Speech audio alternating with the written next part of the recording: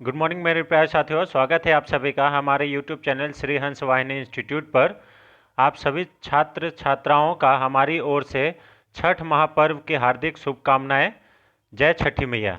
आज का पहला जो हम लोग आज का तारीख है 29 अक्टूबर 2022। इस दिन के करंट अफेयर्स के सभी अति महत्वपूर्ण प्रश्न इस वीडियो में डिस्कस करेंगे। तो चलिए करंट अफेयर्स एक अनोखी सोच के साथ आज का पहले मोटिवेशन देख लेते हैं, उसके बाद फिर हम लोग वीडियो को शुरू करेंगे। आज का मोटिवेशन है, आपका असली मुकाबला केवल अपने आप से है। अगर आप आज खुद को बीते कल से बेहतर पाते हैं तो यह आपकी बड़ी जीत होगी। बिल्कुल सही बात है। ठीक है, आप किसी और से तुलना क्यों करते हैं अपने आप का, है ना, कि वो क्या कर रहा है, वो उसको अपना मतलब वो खुद पे नहीं देख के किसी और को देखता है ना। तो वो चीज़ नहीं करना चाहिए। आपको खुद में देखना है कि मैं क्या कर रहा हूँ और क्या मेरा जो आज का किया हुआ जो काम है वो कल से बेहतर है। अगर कल से बेहतर है तो आप तरक्की कर रहे हैं, और अगर आप कल से बेहतर नहीं है तो आपको इम्प्रूवमेंट की ज़रूरत है, आपको बदलाव की ज़रूरत है। ठीक है, इसीलिए आप अपने आप को देखिए कि आप पहले कहाँ थे, अभी कहाँ हैं, स्टैंड करके देखिए। और उसके बाद कंपैरिजन कीजिएगा तो आपको मालूम चल जाएगा कि आप कहाँ पे हैं, किस पोजीशन पे हैं और आपको कितनी मेहनत की ज़रूरत है। तो चलिए इसी मोटिवेशन के साथ आज का पहला क्वेश्चन देख लेते हैं। उससे पहले हम लोग ये सब जो डिस्कशन करते हैं कंटेंट में, चलिए आज का पहला क्वेश्चन है, हाल ही में इंटरपोल महासभा 2023 की मेजबानी कौन सा देश करेगा? Option number A New Zealand, option number B Austria, option number C Italy, option number D France. तो इंटरपोल, इंटरपोल है क्या? एक्चुअली में इंटरपोल का मतलब होता है इंटरनेशनल क्रिमिनल पुलिस। ठीक है, इसका जो महासभा है मतलब मीटिंग है जनरल असेंबली का, जनरल मीटिंग, वो 2023 में होने वाला है और इसका मेजबानी जो है वो ऑस्ट्रिया में होगा। ऑप्शन नंबर बी ऑस्ट्रिया करेगा। ठीक है, ऑप्शन नंबर बी इसका सही आंसर हो जाएगा। देखिए, इंटरनेशनल पुलिस जो क्रिमिनल पुलिस है, इंटरनेशनल क्रिमिनल पुलिस ऑर्गेनाइजेशन, ये इंटरपोल का फुल फॉर्म है। ठीक है, ये ऐसा पुलिस है कि मान लीजिए किसी देश से अपराधी ये अपराध करके किसी अन्य देश में चला गया है तो वो वहाँ भी नहीं बच सकता है। इंटरपोल के माध्यम से, जैसे भारत से अगर कोई भागा है तो वो किसी भी देश में हो, उसको इंटरपोल की पुलिस जो है वो संभालेगी। ठीक है, और आपको मालूम होना चाहिए कि इंटरपोल में भारत का बहुत बड़ा योगदान है। सबसे ज़्यादा भारत ही सैनिक इसमें भी देता है और इसका जो बजट है वो भी भारत के द्वारा ज़्यादा इसमें फंडिंग किया जाता है, ये भी याद रखिएगा। ठीक है, इंटरपोल की स्थापना 1923 ईस्वी में की गई थी। इसका जो मुख्यालय है ये लियोनेन फ्रांस में है, इसे याद कर लीजिएगा। ठीक है, अभी वर्तमान में प्रेसिडेंट जो है ये अहमद नसीर अल रईसी है, इसे याद कर लीजिएगा। ठीक है, बहुत ज़्यादा इंपॉर्टेंट है और इसका जो आयोजन है ये ऑस्ट्रिया के वियना में आयोजित होगा। क्वेश्चन नंबर 2 पे आते हैं, हाल ही में किस राज्य अथवा केंद्र शासित प्रदेश के 2 समुद्री तटों को ब्लू फ्लैग सर्टिफिकेशन मिला है? बहुत इंपॉर्टेंट क्वेश्चन है और ये मतलब एग्जाम में आने वाला क्वेश्चन है फ्रेंड्स, इसे याद कर लीजिएगा। ठीक है, ब्लू फ्लैग सर्टिफिकेशन बीचेस को दिया जाता है, समुद्री तट को दिया जाता है। जहाँ जैसे मान लीजिए बीच है ना, पुरी का बीच हो गया ऐसे करके, तो वो 2 समुद्री तट को अभी हाल ही में दिया गया है भारत के। ठीक है, तो ब्लू फ्लैग किसको दिया जाता है? जो समुद्र तट, जो बीच जो है वो बहुत साफ सुथरा हो, उसी को दिया जाता है। तो अभी हाल ही में किसको दिया गया है? Option number A New Delhi, option number B Puducherry, option number C Lakshadweep, option number D Gujarat. तो अभी लक्षद्वीप के 2 तटों को ब्लू फ्लैग सर्टिफिकेशन दिया गया है, इसे याद कर लीजिएगा, बहुत इंपॉर्टेंट है लक्षद्वीप के। और ये कौन कौन सा है, इसका तट का नाम क्या है? तो एक का नाम है मिनी कोई ठुंडी, ये ठुंडी होगा। ठीक है, और दूसरे का नाम है कदमत, इसे याद कर लीजिएगा। ब्लू फ्लैग सर्टिफिकेशन जो है ये फाउंडेशन ऑफ इन्वायरमेंटल एजुकेशन के द्वारा दिया जाता है, इसे याद कर लीजिएगा। और इसका मुख्यालय जो है ये डेनमार्क के कोपेनहेगन में है, इसे याद कर लीजिएगा, बहुत ज़्यादा इंपॉर्टेंट है। ठीक है, अब देखिए, अभी तक ये जो 2 मिलने के बाद भारत में कुल कितने ऐसे बीचेस हैं जिसको ब्लू फ्लैग सर्टिफिकेशन मिल चुका है? तो 12 है ऐसे जो कि ब्लू सर्टिफिकेट मिल गया, ब्लू फ्लैग सर्टिफिकेट। लक्षद्वीप की राजधानी कवरत्ती है। लक्षद्वीप एकमात्र ऐसा मतलब सबसे छोटा अगर केंद्र शासित प्रदेश पूछ लिया जाए भारत का तो वो है लक्षद्वीप, इसे याद कर लीजिएगा। अंडमान और निकोबार को कितने डिग्री चैनल से अलग करता है? तो ये 10 डिग्री चैनल है जो कि अंडमान और निकोबार को अलग करता है, और 8 डिग्री चैनल जो है ये मालदीव को मिनिकॉय से अलग करता है, इसे याद कर लीजिएगा। ठीक है, बहुत ज़्यादा इंपॉर्टेंट है। ठीक है, क्वेश्चन नंबर 3 पे आते हैं। ये भी इंपॉर्टेंट क्वेश्चन है फ्रेंड्स। हाल ही में किस फिल्म को FIPRESCI ने सर्वकालीन सर्वश्रेष्ठ भारतीय फिल्म घोषित किया है? तो ये देख लीजिए, बहुत ज़्यादा इंपॉर्टेंट है ये। ठीक है, option number A Pather Panchali, option number B Baahubali, option number C KGF part 2, option number D RRR। तो अभी देखिए, पाथेर पंचाली जो कि एक बंगाली फिल्म है, ठीक है, उसे FIPRESCI ने सर्वकालीन सर्वश्रेष्ठ भारतीय फिल्म घोषित किया है। ऑप्शन नंबर ए इसका सही आंसर हो जाएगा। इस फिल्म के जो डायरेक्टर हैं वो है सत्यजीत रे, ये याद कर लीजिएगा, और एक बंगाली मूवी है, इसे याद कर लीजिएगा, और इसको भारतीय सर्वकालीन भारतीय फिल्म घोषित किया गया है, ये थोड़ा इंपॉर्टेंट हो जाएगा। अगर बंगाल की बात करें तो बंगाल के जो मुख्यमंत्री है वो ममता बनर्जी है। बंगाल का जो राजधानी है वो कोलकाता है, जिसको सिटी ऑफ जॉय के नाम से भी जाना जाता है। गवर्नर कौन है? तो श्री ला गणेशन है, जो कि इनसे पहले जगदीप धनखड़ थे, अभी उपराष्ट्रपति हैं भारत के। ठीक है, फर्स्ट टायर पार्क कोलकाता में ओपन किया गया है, और खेला होवे दिवस 7 अगस्त को मनाया जाता है, इसे याद कर लीजिएगा। ठीक है, बहुत ज़्यादा इंपॉर्टेंट है। क्वेश्चन नंबर 4 पे आते हैं। हाल ही में इंडियन बैंक्स एसोसिएशन के नए अध्यक्ष कौन बने हैं? Option number A AK Goyal, option number B Roger Binny, option number C Arun Bansal, option number D Bharati Das. तो अभी जो इंडियन बैंक्स है, इंडियन बैंक्स ऑफ एसोसिएशन, मतलब जितने भी बैंक है उसका एक एसोसिएशन है, उसके जो अध्यक्ष बने हैं वो AK गोयल बने हैं। ऑप्शन नंबर ए इसका सही आंसर हो जाएगा। ठीक है, देखिए यहाँ पे और भी कुछ अपॉइंटमेंट्स है, अब इसमें बात कर लेते हैं। तो अभी हाल ही में अडानी एयरपोर्ट होल्डिंग्स के नए CEO कौन बने थे? अरुण बंसल बने हैं। BCCI के 36वें अध्यक्ष जो है ये रोजर बिनी बने हैं। Devendra Rathore Paytm payment bank के अंतरिम CEO बने हैं। अश्विनी कुमार ये दिल्ली सरकार में गृह सचिव नियुक्त किए गए हैं। ठीक है, किशोर कुमार पोलू दासु ये SBI जनरल इंश्योरेंस के MD और CEO बने हैं, इसे याद कर लीजिएगा। ठीक है, बहुत इंपॉर्टेंट है। और उसके बाद विनायक गोडसे ये भारतीय डेटा सुरक्षा परिषद के नए CEO बने हैं। मृणालिनी श्रीवास्तव राष्ट्रीय आपदा प्रबंधन प्राधिकरण के निदेशक बनी है, इसे याद कर लीजिएगा। ठीक है, DY चंद्रचूड़ ये भारत के 50वें चीफ जस्टिस ऑफ इंडिया बने हैं, इसे याद कर लीजिएगा। नवंबर में इनका शपथ ग्रहण है। AN गोपाल कृष्णन ये सेबी के पूर्णकालिक सदस्य बने हैं। ठीक है, अभी हाल ही में competition commission of India CCI है ना, कंपटीशन कमीशन ऑफ इंडिया के कार्यवाहक अध्यक्ष के रूप में संगीता वर्मा को नियुक्त किया गया है। ठीक है, और अभी इंडियन बैंक्स एसोसिएशन के, ठीक है, ये AK गोयल बने हैं। तो इतने रहे अभी तक के महत्वपूर्ण अपॉइंटमेंट्स, इसे याद कर लीजिएगा, बहुत ज़्यादा इंपॉर्टेंट है, इससे बन सकता है। अभी देखिए, ये तो मतलब कोई भी एग्जाम में पूछा जा सकता है, इतना ये इंपॉर्टेंट है, वेरी वेरी इंपॉर्टेंट है ना, मतलब double star, triple star, 5 star लगा लीजिए इस क्वेश्चन में। ठीक है, हाल ही में संयुक्त राष्ट्र की 27वीं जलवायु परिवर्तन मतलब COP27 कहाँ आयोजित होगी? ऑप्शन नंबर ए मिस्र, option number B Washington DC, option number C Italy, option number D Glasgow. तो अभी COP27 मिस्र में आयोजित होगी, ऑप्शन नंबर ए इसका सही आंसर हो जाएगा। ठीक है, मिस्र की राजधानी काहिरा है, इसे याद कर लीजिएगा।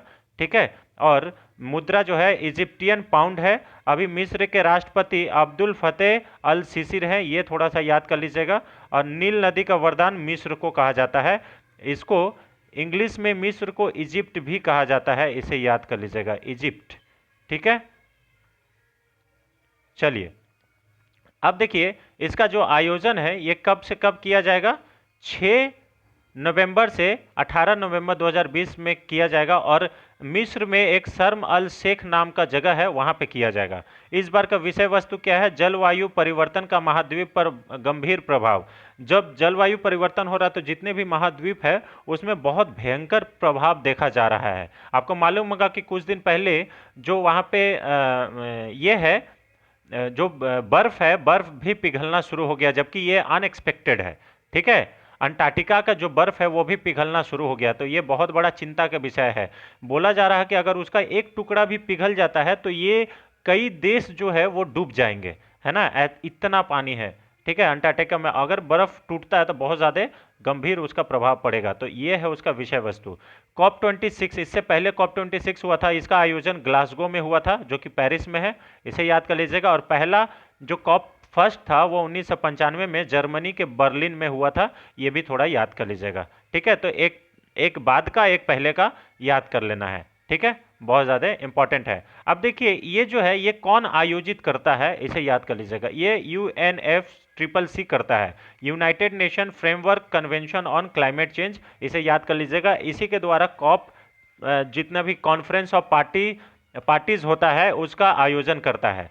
कॉप का फुल फॉर्म क्या है? Conference of parties, conference of parties, ये कॉप का फुल फॉर्म है। ठीक है, उसके बाद UNFCCC का फुल फॉर्म क्या है? बॉर्न जर्मनी है, सॉरी मुख्यालय कहाँ है? तो इसका बॉर्न जर्मनी में है। और UNFCCC का जो स्थापना है 1994 ईस्वी में की गई थी, इसे याद कर लीजिएगा। ठीक है, बहुत ज़्यादा इंपॉर्टेंट है। क्वेश्चन नंबर 6 पे आते हैं। हाल ही में किस राज्य अथवा केंद्र शासित प्रदेश के द्वारा मैं भी सुभाष अभियान शुरू किया गया? ऑप्शन नंबर है Paschim Bangal, option number B Uttar Pradesh, option number C Gujarat, option number D Ladakh. तो मैं भी सुभाष आपको मालूम होगा सुभाष चंद्र बोस जी का जयंती अभी आने वाला 2023 में, तो ये अभी मैं भी सुभाष अभियान का लद्दाख के द्वारा शुरू किया गया है। ऑप्शन नंबर डी इसका सही आंसर हो जाएगा। ये किस लिए किया गया है? क्योंकि 2023 में सुभाष चंद्र बोस जी का 125वीं जयंती मनाई जाएगी और इसीलिए यह अभियान को शुरू किया गया है। आपको मालूम होगा कि 23 जनवरी को उनका जयंती मनाया जाता है और 23 जनवरी को ही नरेंद्र मोदी के द्वारा पश्चिम बंगाल के दौरे पर जब गए थे तो उनको 23 जनवरी को 23 जनवरी को पराक्रम दिवस के रूप में मनाने के लिए मतलब आह्वान किए थे कि 23 जनवरी को पराक्रम दिवस के रूप में जाना जाएगा। ठीक है, अभी हाल ही में अग्नि तत्व अभियान का पहला सेमिनार ये लद्दाख के लेह में आयोजित किया गया था, ये थोड़ा इंपॉर्टेंट है बहुत ज़्यादा। ठीक है, और उसके बाद लेह के बारे में बात कर लेते हैं। तो पहला चलता फिरता जो सिनेमा घर है जिसका नाम रोविंग सिनेमा घर है, ये लेह में स्थापित किया गया है। विश्व का सबसे ऊंचा सड़क जो कि BRO के द्वारा बनाया गया है, उमलिंगला पास पे बनाया गया है, ये भी इंपॉर्टेंट है। ठीक है, 26वीं सिंधु दर्शन यात्रा ये लेह में शुरू किया गया था, ये वाला इंपॉर्टेंट है। सांस्कृतिक विरासत को संरक्षित करने के लिए भारत के पहले सामुदायिक संग्रहालय का उद्घाटन लद्दाख में किया गया है, ये भी इंपॉर्टेंट है। ठीक है, सांस्कृतिक विरासत संस्कृति को बचाने के लिए। ठीक है, तो ये थोड़ा सा इंपॉर्टेंट है, इसे याद कर लीजिएगा। अब आते हैं क्वेश्चन नंबर 7 पे। हाल ही में भारत और किस देश के बीच युद्ध अभ्यास नाम का एक्सरसाइज शुरू किया गया है? देखिए ऐसे तो हम लोग युद्ध अभ्यास पढ़ते ही हैं, जैसे हैंड इन हैंड चाइना के बीच में होता है, भारत और चाइना के बीच में होता है, लेकिन ये इसका नाम ही युद्ध अभ्यास है, इसे याद कर लीजिएगा। मतलब ये एक्सरसाइज का नाम ही युद्ध अभ्यास है। ठीक है, ये एक्सरसाइज ही है, लेकिन किस देश के बीच होता है? भारत और किस देश के बीच होता है? तो option number A America, option number B Japan, option number C चीन, ऑप्शन नंबर डी बांग्लादेश। तो ये जो भारत और अमेरिका के बीच में आयोजित किया जाता है युद्ध अभ्यास, इसे याद कर लीजिएगा। ऑप्शन नंबर ए इसका सही आंसर हो जाएगा।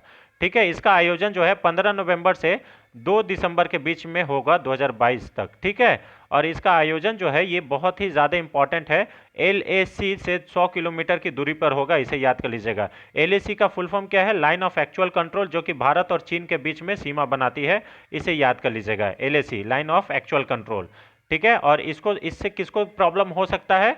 चीन को प्रॉब्लम हो सकता है। ठीक है, क्योंकि दोनों ही चीन का दुश्मन है, भारत भी और अमेरिका भी, इसे याद कर लीजिएगा, बहुत ज़्यादा इंपॉर्टेंट है।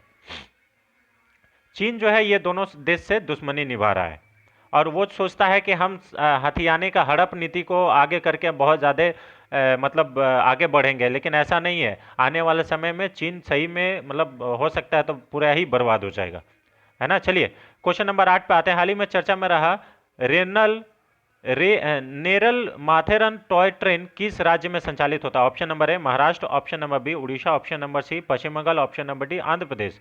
तो जो नेरल माथेरन टॉय ट्रेन है ये महाराष्ट्र में संचालित होता है, ऑप्शन नंबर ए इसका सही आंसर हो जाएगा। और ये जो माथेरन जगह है ये यूनेस्को वर्ल्ड हेरिटेज साइट में भी शामिल किया गया है, इसे याद कर लीजिएगा। ठीक है, बहुत ज़्यादा इंपॉर्टेंट है फ्रेंड्स। ठीक है, यूनेस्को वर्ल्ड हेरिटेज साइट में इस साइट को शामिल किया गया है।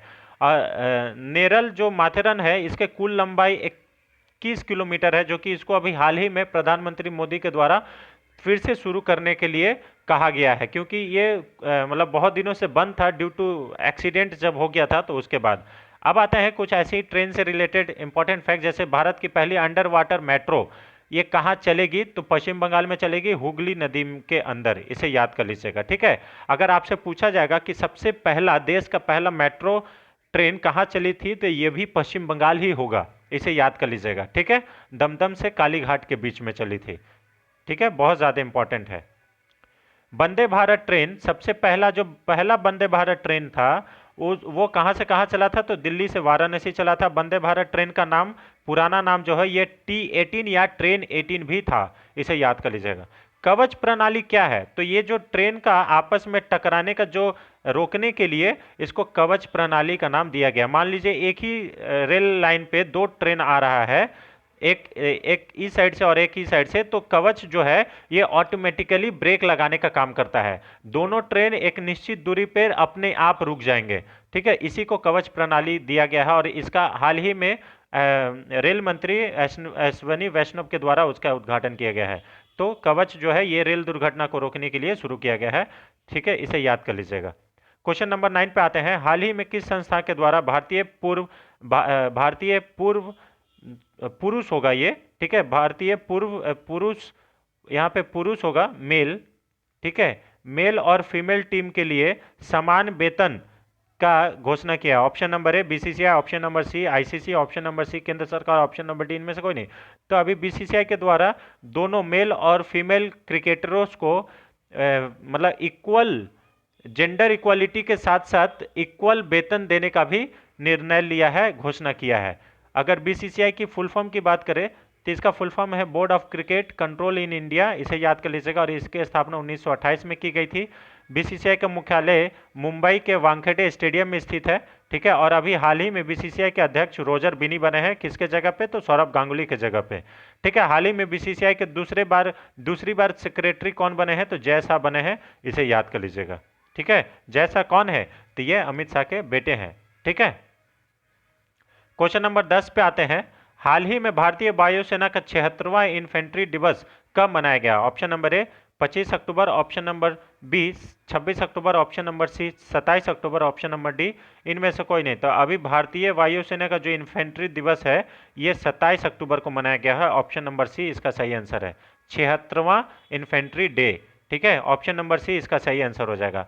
अब यहाँ पे देखिए अक्टूबर के जो भी दिवस अभी तक हुए हैं उसका हम लोग यहाँ पे लिस्ट वाइज आपको दे दिए हैं, इसे याद कर लीजिएगा थोड़ा सा फ्रेंड, बहुत ज़्यादा इंपॉर्टेंट है। ठीक है, आप लोग थोड़ा सा इसको वीडियो को स्लाइड कर करके एक बार देख लीजिएगा पॉज कर करके। ठीक है, यहाँ पे देखिए कुछ कुछ इंपॉर्टेंट है जिसको हम लोग मार्क कर देते हैं और उसको आप लोग थोड़ा सा याद कर लीजिएगा, है ना। 8 अक्टूबर वाला, ठीक है, ये थोड़ा सा देख लीजिएगा।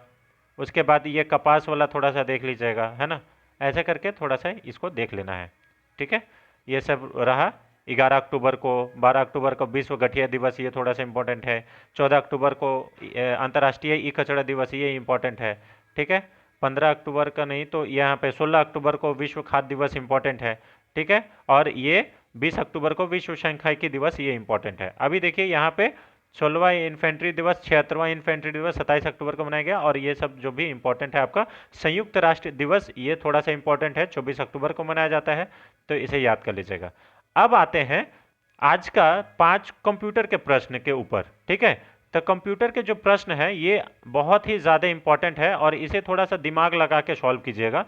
कंप्यूटर क्या है, देखिए यहाँ पे कंप्यूटर का कार्य क्या है या कंप्यूटर है। देखिए ऑप्शन ये है, आंकड़ों के भंडारण वाली एक सक्षम युक्ति है। ऑप्शन नंबर बी मतलब एक नंबर है, उसके बाद 2 नंबर आंकड़ों के विश्लेषण करने में सक्षम है, 3 नंबर पूर्ण गोपनीयता बनाए रखने में सक्षम है। नीचे दिए गए कूट से सही उत्तर का चयन करें। ऑप्शन नंबर ए 1 और 2 सही है, ऑप्शन नंबर बी 2 और 3 सही है, ऑप्शन नंबर सी 1 और 3 सही है, या फिर ऑप्शन नंबर डी ये तीनों सही है। तो इसका जो सही आंसर हो जाएगा ऑप्शन नंबर डी, ये तीनों सही है। इसमें सारे काम करने में कंप्यूटर जो है ये सक्षम है, इसे याद कर लीजिएगा। ठीक है, ऑप्शन नंबर डी इसका सही आंसर हो जाएगा। और आपको अगर सच में कंप्यूटर का ऐसा क्वेश्चन नहीं मालूम था तो आप जरूर कमेंट बॉक्स में बताइए कि हाँ सर ये कंप्यूटर का क्वेश्चन सीखने लायक है। ठीक है, निम्नलिखित में से कौन सा कार्य कंप्यूटर नहीं करता है? ऑप्शन नंबर ए इनपुट डिवाइस, इनपुट का कार्य नहीं करता है। ऑप्शन नंबर बी आउटपुट का कार्य नहीं करता। ऑप्शन नंबर सी कंट्रोलिंग का कार्य नहीं करता है। या फिर ऑप्शन नंबर डी अंडरस्टैंडिंग का कार्य नहीं करता है। तो इसका जो सही आंसर हो जाएगा वो है ऑप्शन नंबर डी, अंडरस्टैंडिंग का कार्य नहीं करता है, स्टैगिंग का कार्य नहीं करता है। ऑप्शन नंबर डी इसका सही आंसर हो जाएगा। ठीक है। चिन्हात्मक डेटा मतलब अल्फा न्यूमेरिक डेटा क्या है का प्रयोग किया जाता है। ठीक है, अंकों का, अक्षरों का, चिन्हों का या उपयुक्त सभी का। तो जो अल्फा न्यूमेरिक डेटा है, आपको मालूम होगा, आप कहीं भी सोशल मीडिया पे या किसी भी चीज़ में अगर पासवर्ड आपको देने के लिए बोलता है तो आपको यही वाला वर्ड बोलता है कि password should be in alpha numeric format. इसका यह मतलब होता है कि इसमें ABCD भी आएगा बड़ा वाला, इसमें छोटा वाला ABCD भी आएगा। ठीक है, इसमें स्टार, ठीक है, हैश, ये सब का भी उपयोग होगा, स्पेशल कैरेक्टर और 1 2 3 का भी उपयोग होगा। तो देखिए अंक का भी उपयोग हो रहा है, अक्षरों का भी उपयोग हो रहा है और चिन्हों का भी उपयोग हो रहा है। तो इसका जो सही आंसर हो जाएगा ये ऑप्शन नंबर डी इसका सही आंसर हो जाएगा। ठीक है, अल्फा न्यूमेरिक में अंकों, अक्षरों और चिन्हों तीनों का उपयोग होता है, इसे याद कर लीजिएगा। ठीक है, क्वेश्चन नंबर 4 पे आते हैं। क्वेश्चन नंबर 4 है माइक्रो प्रोसेसर किस पीढ़ी का कंप्यूटर है। ऑप्शन नंबर ए प्रथम पीढ़ी, ऑप्शन नंबर बी द्वितीय पीढ़ी, पीढ़ी मतलब जनरेशन है ना। तो माइक्रो प्रोसेसर किस पीढ़ी के कंप्यूटर में उपयोग में आता है, इसे वही बताना है। ऑप्शन नंबर सी तृतीय पीढ़ी, ऑप्शन नंबर डी चतुर्थी पीढ़ी मतलब फोर्थ जनरेशन। तो माइक्रो प्रोसेसर जो है ये फोर्थ जनरेशन के कंप्यूटर में उपयोग में आता है, इसे याद कर लीजिएगा। माइक्रो प्रोसेसर जो हम लोग का हार्ट ऑफ कंप्यूटर भी कहा जाता है माइक्रो प्रोसेसर को। ठीक है, तो ऑप्शन नंबर डी इसका सही आंसर हो जाएगा। ठीक है, अभी देखिए ये भी बहुत ज़्यादा इंपॉर्टेंट क्वेश्चन है फ्रेंड्स, अगर आपको ये क्वेश्चन मालूम था तो इसे आप लोग जरूर बताइएगा। ठीक है, देखिए FTP का फुल फॉर्म क्या है। Option number A file transfer protocol, option number B folder transfer protocol, option number C folder transaction protocol, option number D file transaction protocol. तो जो ऑप्शन ए है फाइल ट्रांसफर प्रोटोकॉल, यह एक प्रकार का protocol है FTP, इसे याद कर लीजिएगा। ठीक है, और यह इसका फुल फॉर्म है फाइल ट्रांसफर प्रोटोकॉल। ठीक है, हमने पहले भी बता दिया है कि प्रोटोकॉल का मतलब होता है a set of pre defined rule. क्या है? A set of pre defined rule, उसको हम लोग प्रोटोकॉल बोलते हैं। तो ऑप्शन नंबर ए इसका सही आंसर हो जाएगा। ठीक है, तो ये रहा फ्रेंड्स आज का 15 अति महत्वपूर्ण क्वेश्चन, जिसमें से 10 करंट अफेयर्स का बहुत ज़्यादा इंपॉर्टेंट क्वेश्चन था और 5 कंप्यूटर के भी बहुत ज़्यादा इंपॉर्टेंट क्वेश्चन था। और ये सब जितने भी कंप्यूटर के भी क्वेश्चन जो करा रहे ना, ये कहीं ना कहीं एग्जाम्स में आए हुए हैं, तो इसे भी आप लोग याद रखिएगा, बहुत ज़्यादा इंपॉर्टेंट है। अगर आपको हमारे ये वीडियो, हमारा ये प्रयास अच्छा लगता है तो इसको लाइक करें, शेयर करें, ज़्यादा से ज़्यादा कमेंट करें। ठीक है, कमेंट को पूरा कमेंट बॉक्स में कमेंट को भर दीजिए, हम कमेंट को, हर एक कमेंट को पढ़ते हैं, उसका रिप्लाई भी देते हैं। और अपने फैमिली फ्रेंड्स के साथ इस वीडियो को जरूर शेयर करें। ठीक है, तो thanks for watching friends, thank you so much. फिर मिलेंगे नेक्स्ट वीडियो में। जय हिंद।